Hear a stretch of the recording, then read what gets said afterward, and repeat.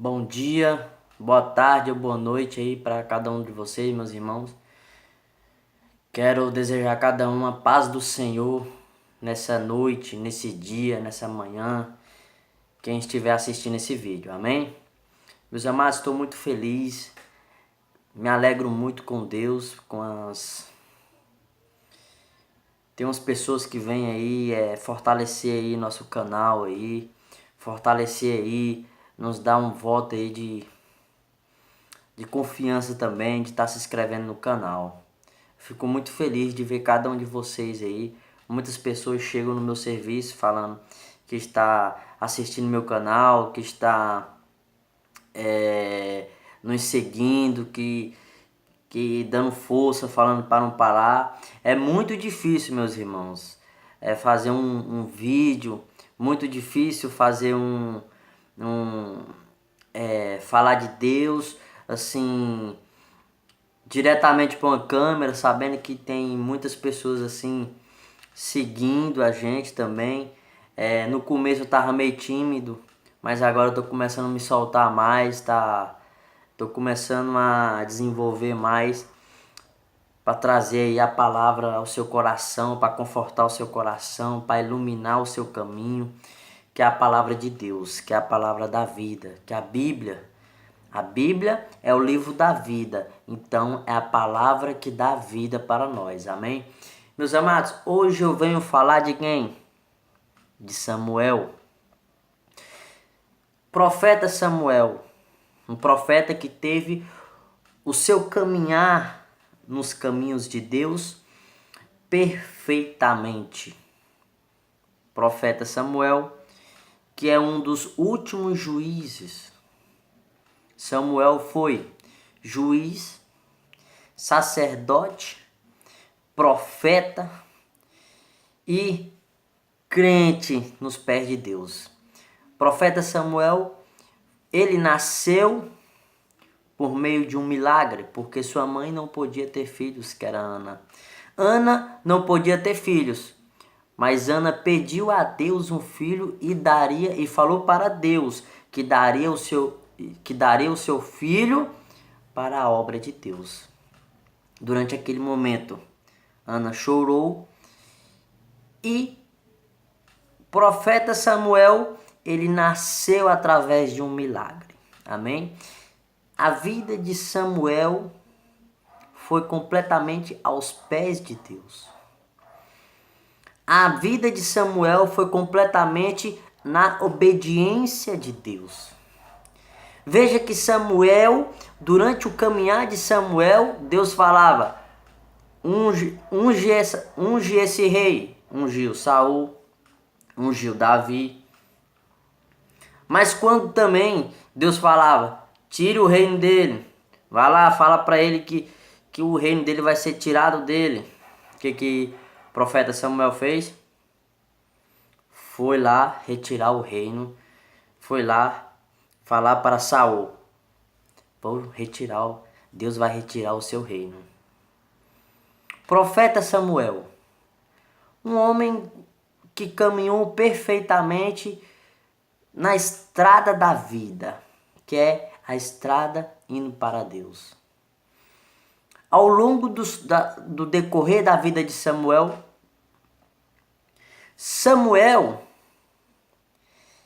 ele foi o último juiz do povo de Israel. Deus colocou Samuel como último juiz para que venha organizar o povo de Israel, para que o povo de Israel venha ser juízo naquele momento. Então, durante o caminhar do profeta Samuel, o profeta Samuel passou por muitas coisas. Ao longo do tempo, o profeta Samuel teve 2 filhos. Durante esses 2 filhos, o povo de Israel viram que os filhos dele não queriam nada. Viram que eles queriam andar por outras estradas. Ou não queria ter a profissão que o pai dele tinha, que era de um profeta, que era de um juiz para o povo de Israel. O povo de Israel então escolhe quem? escolhe que Samuel escolhe um rei. Falou para Samuel, ó, as outras nações têm um rei e nós queremos um. Eles queriam um rei também. Só que Deus não queria dar um rei para eles. Mas eles colocaram o pé na parede. Falaram que queriam um rei porque queria. Então Deus deu um rei para eles, que foi o rei Saul. Então o profeta Samuel foi e ungiu Saul. Durante o reinado de Saul. O reinado de Saul foi um reinado bom. Não foi um reinado fracassado. Só teve as desobediências no final dele, mas Deus já sabia, porque Deus, ele é o quê? Ele é onisciente. Ele sabe o que vai acontecer no futuro. Ele conhece o coração de cada um. Ele conhecia o coração de Saul. Ele sabia que Saul não seria um rei segundo o seu coração. Mas Deus já sabia que Davi seria o rei segundo o seu coração. Porque ele já sabia, porque ele é onisciente, Deus sabe todas as coisas. Deus sabe o que vai acontecer no futuro, sabe o que vai acontecer com você no futuro, sabe como que vai ser o seu andado. Ele sabe como que você nasceu, ele sabe de tudo, ele é onisciente. O que acontece? Saul erra contra Deus. Saul desobedece uma ordem direta de Deus. Durante a trajetória de Saul, Saul erra 3 vezes diante de Deus. Primeiro, um sacrifício que Saul não podia sacrificar para Deus, tinha que esperar Samuel, ele não teve paciência e acabou que Saul sacrificando, fazendo um sacrifício diante de Deus, e Deus não pegou o sacrifício, falou, não receba esse sacrifício, eu só recebo de Samuel, que ele é limpo, puro, ele me conhece, ele tem intimidade comigo, então eu só pego o sacrifício se for de Samuel. Então Saul fez o sacrifício, ele já desobedeceu uma ordem direta de Deus. Durante o caminhar, Deus fala para Saul, Saul, destrói a cidade dos filisteus. O que acontece? Ele destrói a cidade, só que ele trouxe com ele o que ele podia trazer, que eram os animais, as coisas que ele pensou, não, vou levar isso aqui porque isso aqui serve para mim. Ele desobedeceu outra ordem porque Deus mandou ele destruir, não ir lá e pegar as coisas. E segundo, Deus falou, quem cuida dele é eu, nada vai faltar para eles. Nada eles precisam mendigar, ficar pegando as coisas aonde que eu mando eles destruir, eles estão pensando o quê? Eu que cuido deles. Não precisa deles ficar mendigando, pegando as coisas não, é para destruir, acabou. Ele errou outra vez. A terceira vez, meus irmãos, que poucos sabem, que Saul, depois que Samuel morreu, Saul foi num centro de macumba tentar trazer de volta Samuel. Por quê? Porque ele pensava que Samuel podia tirar aqueles espíritos, aqueles demônios que entrou nele, aqueles espíritos que entrou nele estava perturbando Samuel, ou estava perturbando Saul. Então ele estava tão perturbado que ele pensou, eu vou atrás, eu vou num centro de macumba então, porque Deus não escutava ele mais, Deus não queria saber mais dele, Deus já tinha abandonado ele, porque quando Saul foi ungido, Deus, o Espírito Santo de Deus, se apoderou de Saul, mas Saul desobedeceu, então o Espírito Santo saiu, entrou outro Espírito de Deus também, para tirar o reinado de Saul, para deixar ele doido.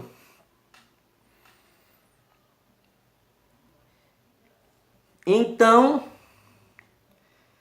Samuel vira as costas, capítulo 15. Meus irmãos, lá no capítulo 15, versículo 35, diz a palavra de Deus que Samuel vira as costas para Saul.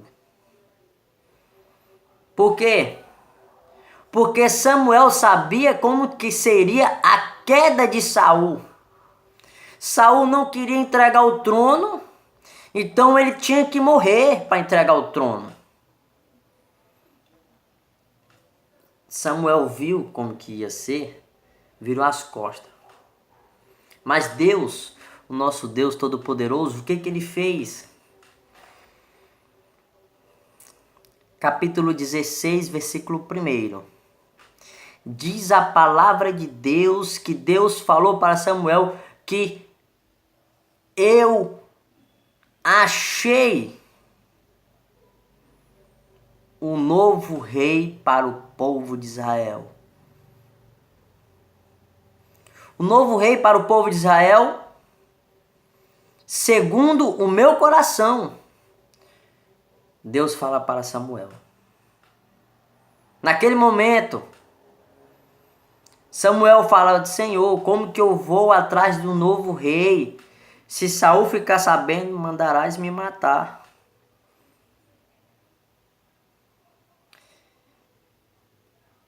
Deus fala para Samuel: Samuel, você está com dó de Saul?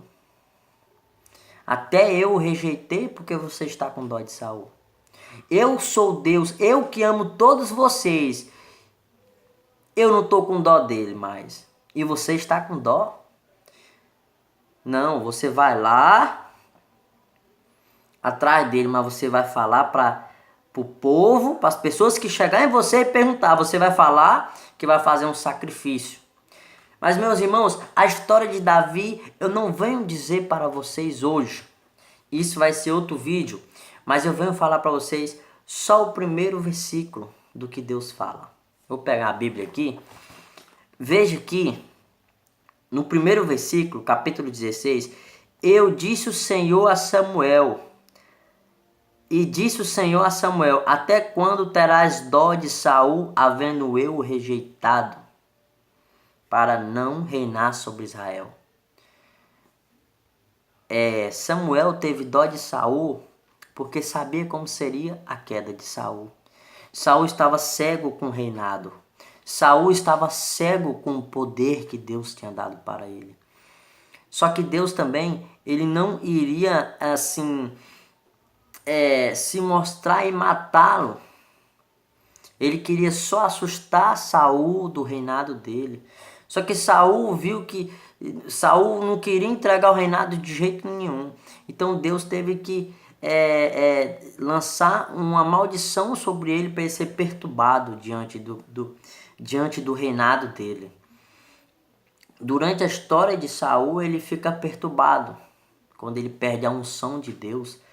Então, na parte B do versículo, fala: enche o teu vaso de azeite e vem.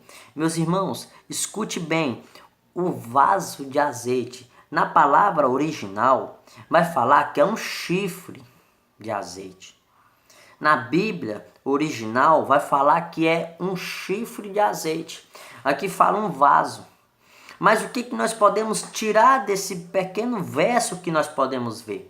O vaso de azeite significa nós, significa você. Por detrás desse verso, nós podemos tirar nossas conclusões do que Deus quer nos entregar na nossa vida. O que Deus quer falar para você: enche o teu vaso de azeite e vem. Veja bem, enche o teu vaso de azeite e vem. O que nós podemos ver diante da Bíblia, o que Deus quer nos ensinar: enche o teu vaso de azeite e vem.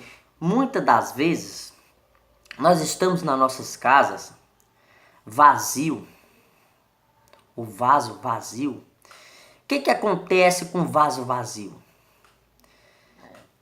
Se nós não começar o culto dentro de casa, nós fica vazio dentro de casa e nós não começar o culto, nós chega na igreja vazio vazio do azeite, vazio da presença de Deus. Muitas das vezes você chega na igreja, não dá um glória, não dá um aleluia, não sente a presença de Deus porque você já está vazio da presença de Deus. Veja que Deus fala, encha o teu vaso de azeite e vem. É interessante que ele fala, enche, para depois você vir.